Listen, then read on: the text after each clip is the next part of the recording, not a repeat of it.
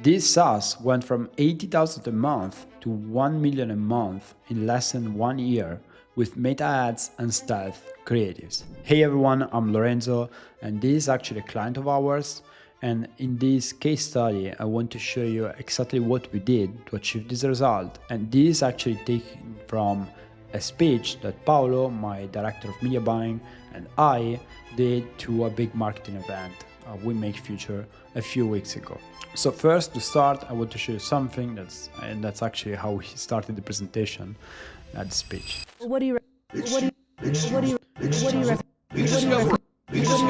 Did you hear all this noise? This is what's on your target screen after 30 seconds of scrolling. 720 videos per day. That's how many videos an average person sees, because they just see a few seconds and they scroll. And what does this have to do with the case study that I want to show you? So we are living in the most competitive era ever for running ads, and your target every day is bombarded by this and by this. Bombardiro crocodilo. All these stupid funny TikToks, and this is what makes companies fail, because the cost of capturing attention keeps getting higher and higher, and that's why the creatives are always more important, and you have to invest in creatives to capture this attention and bring it to your product. So in this case study I showed you very quickly the social media landscape today. I want to show you the problem of this client when we started, that the research we did, the creatives we created to scale to achieve these results, how we approached the media buying, and then the data analysis, and finally the results. So when we started, the client was scaling, but was not scaling as fast as they wanted. So you can see they spent 50k in April, 75k in May, and in June, when we started end of June, they spent like 90k. So they were scaling, but not as fast as they wanted. And also, like, the main thing we identified was that they were working hard, they were doing a lot of things, but they didn't have like proper process to create creatives at work, and the optimization process was not based on the actual business results. So their goal was to scale, obviously, right? But they also want to keep their target. So they wanted to have a ratio between LTV and CAC about 3, and in the short term, a ratio above 1. Why scaling was so hard at that moment? So they had the massive structure, was they didn't really have reason behind, and they had a wrong optimization process because they were not optimizing only based on the business results, and also there wasn't a real creative process that was able to create new winners every month. So even though the creatives were tested, they weren't finding new winning creatives every month. So let's start from the research. How can we create a winning ad? So everyone wants to find a winning ad, right? And everyone says, yeah, I want this winning ad that scales my business. But behind the winning ad, there is a lot. There is research, there is execution, there is a lot of stuff. And we're gonna take a look at all of these. But first, a question that everyone asked, that doesn't research take too long? Lorenzo, I just want to find that winning ad. I want to scale my business fast. And that's what everyone wants, the quick win. But you have to invest time in the research, in find the right angle, the right format, executing everything well. Because that's what everyone thinks. I want to just get results fast and easily. But if you actually see it as an advantage, that you can be one of the few that takes the time to do things well, that can really help you. So let's start with the research. And first, we want to analyze the existing creatives, the ad account.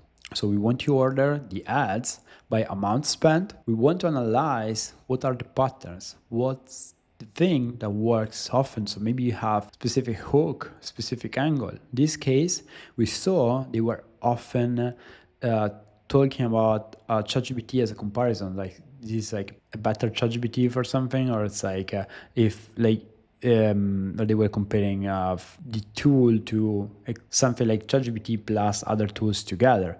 So that angle was working well. So that's something that we wanted to try again. Then we want to store the information, because a lot of times you can find a lot of very useful insights and they get lost. So you want to make sure you organize everything, and we put everything in Notion in our case. Then customer reviews. So customer reviews are a gold mine for winning angles, for winning ads. And what we do is we look at the reviews online. There are fewer reviews you can find online for also like direct competitors compared to e-commerce, but still you can search on like review sites like Trustpilot and others. Then we looked at the customer surveys and internal data. If it's e-commerce, it's easier. You can search also direct competitors. You can see Amazon reviews, product pages, all of that. In the reviews, we look for frequency. So we analyze with ChatGPT and we see what actually is more common. And we want to see like what are the most common things, the common angles and pain points, because that's what we want to prioritize in the concepts. And then also specificity, because sometimes maybe we say an angle is to save time, but it's different when you have a lot of reviews that are very specific and talk about the actual real life situation, and maybe about the fact that if you're an entrepreneur with 3 children, then it's gonna be difficult to find time, because then we can talk about the specific situation. It's gonna resonate much better. That's why we look for this too. And then organic content. Most advertisers, they just look at the competitors. But for the competitors, yeah, you can have some ideas of what works best, but you never know exactly. On organic content, you can see exactly what has more views, and you can try to find the most interesting parts and then readapt them to an ad. So for example, in this case, this tool to create social media posts, also other things, but one of the things it does is creating social media posts. So this is one of the queries. Obviously I want to search multiple ones. This is one of the queries I want to search on YouTube. And I can see, for example, this video has 1 million views. Okay, let me see what's the hook. Let me see what people are interested in, because maybe I can repurpose it for ad. And obviously I have to adapt it, but I can already take something proven instead of just inventing it. And I can check the comments too. Then I can search something on Google. I can see the ads, see there the common questions, this AI summary. I can see the organic results. Same thing on TikTok. TikTok and YouTube are very useful. And in TikTok, you can see the videos with the most views for that category. And you can see the formats they use, the angles that they talk about. You can see the comments. For example, here we also saw podcast format. Okay, this is interesting. There are a lot of videos with this podcast format on organic on TikTok. That's one of the reasons why we decided to prioritize this. If you want to see how to do the research with AI to save a lot of time, and at the same time to organize the research, as I'll show you later, in a way that will make it much more simple to create the scripts, then you can just search me on Twitter, and on Twitter you can just send me a message and ask about AI research, and I'm gonna send you our guide. Then last thing is the competitors. Obviously those are very important too. We want to find as many competitors as possible. We want to see if those are valid competitors. One thing you can see is the amount of active ads they have. So if they have a lot of active ads, that probably means they are spending a lot on creatives, and so it's working. So it's a valid competitor that you can take inspiration from. Then we want to analyze specific creatives, but if they have hundreds of creatives or thousands, which ones? So what you want to see is finding patterns. So you want to find patterns between the ads, the oldest ads they still have running, and the new ones. Because if they continue to test something, it probably means that's working. So if they continue to test a specific hook, specific creator or something, that's probably working. And so you can prioritize that in your testing. And also you can adapt it, ideally to position a little bit differently from them. So now we have the research. What do we do with the research? We can write the scripts for the ads, mainly for the video ads. How are we gonna do that? We are gonna use Legos. Yeah, Legos. So basically, what we do with the research, we organize it in a way that we have these selling blocks that are like Legos. They are going to be used to write the scripts. So here you can see it very well. There will be an example later where you can see it better. But basically, you are going to have this research structured in a way with like pain points, the problems, the solutions, like the social proof you can use, the objections, like all this stuff in several rows. And then for each row, you're going to have like 3 to 5 columns. For example, pain points, you're going to have like maybe 3, 5 pain points. Then we have frameworks for scripts.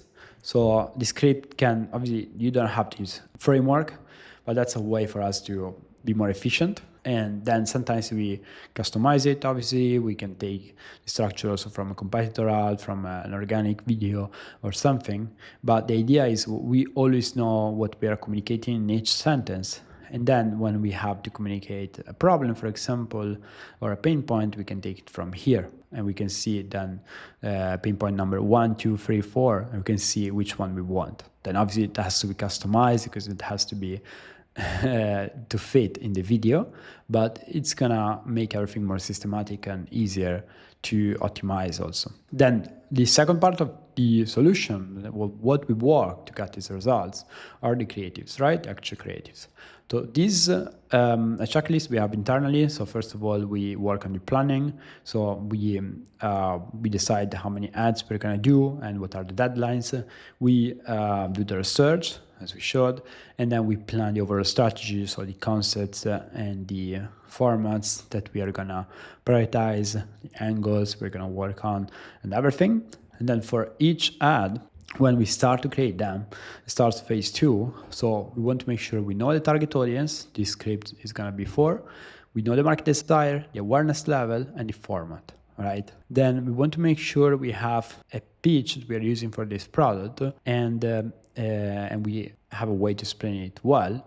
And also for some products, not all of them, but the ones that require some explanation, we normally use a unique mechanism. Some companies already have it. With some companies, we recommend to create it, and we give support on that.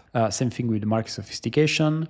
So if the market is very sophisticated, you're going to have to communicate in a different way. So that's something that we take in mind. Then body checklist. So for the body, we normally mention the brand and the product the latest possible. So if an ad is 1 minute, 2 minutes, we wait at least 30 seconds. We don't want it to look like an ad. We want it to look like an organic content. Then you are hooked in, and then you see the product as the solution. Then we want to make sure it's written in a simple way, and everything makes sense, right? 'Cause sometimes it's easy to also lose that. And we want to make sure it's easy to understand how the product solves the problem. Then we have a hook checklist. So we want to make sure we are defining the audience within the first seconds. Yes, we want to stop as many people as possible, but those ideally are the right people. We don't want to stop everyone, just like the right people. And if we don't have a headline, we often add a headline like this, not always, but we often add something like this to stop more people. And then if we don't have like a specific visual for hook, we normally add it, because like normally we want to put more effort in the hook, because that's like such an important part of the ad. Then in terms of creative strategy, what we do is define the quantity of concepts, the angles we're going to create, the formats we're going to use with those angles, and then the actual actors or creators to use. And I know what you're thinking, like, does the media buyer, like, does my team have to do all of this? And the truth is, like, you can't just have a media buyer, right? Like, obviously the quality of the creatives and the quantity is going to be low, and even the quantity. So you need a creative team to do all of this. And that's what we do with clients. Like in this case, to our client, we allocated a creative strategist that basically manage the process end to end, an editor, a script writer. Actually, in this case, it's the creative strategist that writes the scripts, and then a creator, actor, coordinator that manage all the process. Then also, obviously, we are the actual creators and actors. We have the media buying director that is helping the strategist, and the media buyer then for the ads, the actual ads part and optimization. But the media buyer doesn't have to do all of these. Obviously, I can focus on the actual media buying. So how quick we create these ads. This is the research I was telling you about before. I was trying to explain before. We have several rows like this, and so we actually have normally like a lot of rows. These are only two, but you can see here pain points, benefits, and from here you can choose one angle. It can be, for example, I want to create more content, but I don't have time, and so this tool will help you to create more content and save time. Canva. For real, I mean, why are you still using that? So this is an example of a podcast ad, for example, and this is one of the formats we can use. So I'm gonna show you also other formats we can use. For example, we can say I want to talk about the angle of saving time, and I want to have like two people. Like one says that it's very difficult to create enough content if you have less than 3 hours a week, and the other person is saying, no, it's actually pretty easy, I do that. And so we can use a podcast format, for example. And same, I will show you a skit conversation. Dude, how the heck did you make these posts? Your brand looks like Nike. Well, I kind of stole Nike's top performing posts. Is that So these are all the hooks. Obviously, the ads are longer, and this is another example of a skit conversation. 3 hours and only 2 posts. In 2025, business owners don't do their own marketing anymore. What the? Who are you? I'm you from the future. I'm here to save you. Do you still use Canva for content? I ditched Canva. It cost me way too much. I use this. And this street interview, for example. And the main thing here is we want to match the format to the angle. So most brands focus on what you communicate, so the angle, but ignore how to communicate, the format. And we match each customer's pain point and angle with a format that makes the message more effective. So for example, let's say angle of wanting to create a lot of content, but you don't have any time. Format podcast, common alternative Canva, and we create an ad like this. Canva. For real, I mean, why are you still using that? Well, everybody uses it, but it just doesn't capture my client style the way that I need it to. I'm creating almost all of my clients' content with an AI that handles all their different brand voices at once. This is just a part, obviously continues and talks more about the actual product. Then we can see the media buying. So media buying actually, like, we covered more. This is the part that Paolo talked about in the speech. Is this like pretty complicated, not really applicable to most businesses, then I'm gonna show you only a couple of steps here, just because normally we keep it very simple. So one campaign structure, and it can be one campaign per product or one campaign per country or both. And in this case, as we optimize for the start trial, not the actual purchases, the structure has to be a bit more complicated, but it's not like the standard practice. But yeah, I'm going to show you some steps that are actually more applicable to all businesses. This is the actual account structure that we have, but I'll go directly to 3 important parts of our method to go broad, because now the algorithm knows your target. So it's like organic. You don't want to put hashtags. You don't need that, all right? Like, and now Instagram, TikTok, they know your audience, and YouTube too. And same thing here. We just go broad, and then Meta is gonna find the right target. Then we test each angle, each format, each concept in a different ad set. So each ad set is a different concept, and so we can see very clearly the performance. Then third, CBO. So not this CBO, but campaign budget optimization. We want to make sure we test with CBO campaign. In this case, we have a testing campaign just because of the more complicated structure. Sometimes we use that. Oftentimes, we just use one campaign structure with testing and scaling the same campaign. But even in this case, when we use a testing campaign, it has to be CBO. Otherwise, we're going to lose a lot of budget just to test ads. And we are not looking for ads that have a nice CPA with a low spend. We are looking for ads that can actually scale and help to grow the business. So now we can look at the data analysis to scale in 3 steps. So first, we want to define the goals but not just the goals, also the inputs to get there. We want to find winning ads to scale, and then the optimization, we want to do it based on the ads data, but mainly based on the business data. So first, we want to define the goals and the inputs. The goals are what you want to achieve, and they are outcome based, while the inputs are what you control, and they are action based. So in this case, we said the goal is to scale to 1 million a month and to keep a lifetime value to CAC ratio above 1. So the inputs we defined at the beginning were to test more than 100 ads a month, keeping very high quality too. Then test more than 4 landing pages a month, do a pricing test every month, then do other optimizations that are more on the product part that will help us to get to that goal. And obviously, like, we were revisiting them based on the results. Then we want to find a winning ad scale. And I want to show you something because I see a very common mistake. So when you see something like this, it's very easy to say, okay, this is the winner because you spend more, has lower CPA. A lot of people see something like this and say, okay, this worked well, right? Nice CPA compared to the normal one. And what about this? This actually looks very good. Like, it has very low cost per results. Maybe I should just push more budget here. I should spend everything here because this has very nice CPA. But this ad can't scale because it's not random that Meta didn't put any spend here. It's just that it got good CPA because it's basically doing retargeting from other ads like this. So this is not an ad with potential to scale. This is just luck, basically. And we don't want to push more budget in those ads. You can try to do that. It doesn't work. What works is to just use a CBO structure, let Meta spend on the best ads.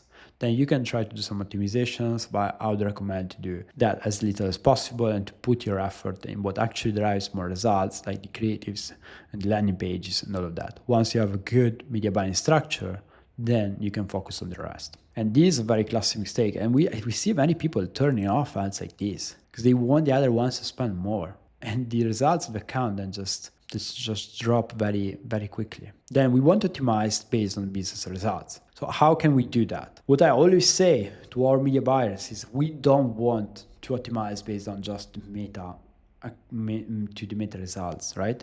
Because those are not the business results. We care about them as long as they are connected to the actual business results. What really matters is to scale a business, and that's what we are here for. Like, we want to have case studies like this, right? So what we do is we look at the actual business results. Oftentimes, Meta is the main advertising channel, and so they are really correlated. Sometimes we have multiple channels with high spend, so it becomes a bit more difficult. But the idea is very similar to the CEO saying to the team, guys, business is going very well. Like, it's going very well. We're making money. Let's increase the budget. And in the bad days, having the CEO saying, guys, we have to reduce the budget. It's not going well. That's the first thing we have to focus on. And then after that, we can actually look at the results. So first of all, is the business going well or not? Based on that, we decide if we want to increase or decrease the budget. Then if we have multiple channels, we see where we want to allocate that additional 20% of budget or where we want to reduce the budget. And then we can actually look at the campaigns and see how to allocate the budget if we have multiple campaigns. But basically every day we look at the business results. We see if we are above the targets, then we increase the budget normally by 10 to 20%. If we are below the targets, then we check the last 3 days. If in the last 3 days we are also below the target, then we decrease the budget. Otherwise, if we are above the target in the last 3 days and only below yesterday, then we wait. And this is a more systematic approach. And like, a lot of people don't understand that it doesn't matter if you are the best, if you are like very, very good. But if you don't have a process and you just do things based on what you feel, then it's really difficult to optimize because you don't know the actions you took. You don't know the trend between those actions. There isn't a real reasoning behind those actions. It just, like, I felt like I had to do this because I have experience. Okay, like, it can work, but that's not what what can help you to scale a business. And even if you are the person doing things, you're gonna have future to delegate those things and focus on other things. So you need to have processes, and that's why we use a process for everything, like optimizing budgets too. And if you don't look at business data, you're just looking at the ad account data, then you are optimizing blind. So if you optimize based on the ad account data, you have to make sure those correlate very well to the business results. We can look at the actual results. So here's when we started, was a slow growth. In June, we were spending about 90K. And then here, this Paolo, our media buyer, that he restructured the account and made sure we could have a structure where, based on the business results, we were allocating more or less budget. Then we start to find more winning ads that help to scale the account. We get to the account to 200K a month using. One of the winning ads was a podcast ad, so we said, let's test much more this format. We tested it with several angles. This one worked very well, and in December we got to 400K a month. Then we continue to see more growth by continuing to do more formats, like more winning ads. We continue to test new formats. We find street interviews at work. And this really helps with ad fatigue, because a lot of times you have very similar ads. And so when you scale, people don't buy from the first ad. They have to see more ads. And if they all look the same, they don't look at more ads. So you have to have different formats so people continue to be engaged. And also you start to get more clusters, more people that are different. And this helps you to scale the account. So in March, then we got to about 800K in spend, and we continue to find new winning ads also to replace the other winning ads that were starting to die. And then in May, we get to, actually in April, we get to 1 million a month. So what are the 3 key pillars to scale to 1 million a month? First, we said you have to know your target, and that will help you to scale, right? Then the creatives make the targeting. They are the ones that understand who's your target, who are your people that you need to target, and also help you to get great results. These are very, very important. And then simple scales, all right? You want to have a simple optimization structure based on business results. Keep things simple so you can actually focus on what matters the most, like creatives but also like landing pages, pricing, test, and the product and all of that. So I hope that was valuable. Try to make it as easy as possible to take insights to apply to other businesses too. And as I said, we talked about AI research. That's one thing we have a guide for. So you can search me on Twitter. You can send me a message and ask about the AI research. I'm going to send you this guide. I also have many more resources I can send. And hope this was valuable. If you want me to talk about something else, just leave a comment below and subscribe so I'll create more videos like this.